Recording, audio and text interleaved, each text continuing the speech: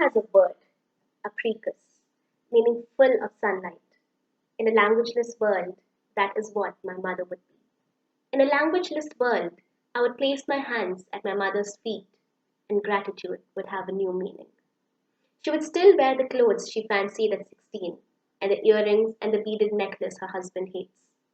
In a languageless world, I would be kinder to her at night when she is tucked in bed alone, and I would caress her into a peaceful sleep instead of shouting good night from one end of the room. In the languageless world, I would gently touch upon her wounds and caress her instead of rebuking her for not taking care of herself. Love would have a new meaning, as there won't exist enough words to describe it. Love will simply be one simple glance at her, living sans voiced opinions and rules. In a languageless world, I would show her a picture of herself from 20 years ago and place her anklets and jasmine flowers in front of her. I would sit in the shade and watch the dead child inside of her come back to life.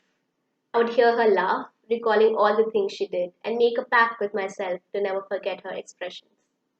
She would wear the orange colored ruffle sleeve dress like she did at 21 and live that innocence all over again. And when all the women who took her place stand in front of her, my mother would have no words to say to them. Perhaps it is in this world that I finally understand what mother meant when she said silence can move mountains. In a languageless world, the abuser will have no power because words would only live inside of us and never reach the listener. And harsher the words, the greater his heart would suffer. In that world, my mother will live her many, many lives and many, many forms: mother, child, dancer, devotee, master, and woman.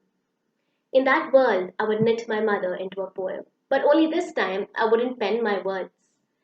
I would pull out a crayon box when I was 12 and color the whole page yellow. Latin has a word, apricus, meaning full of sunlight. In a languageless world, that is what my mother would be.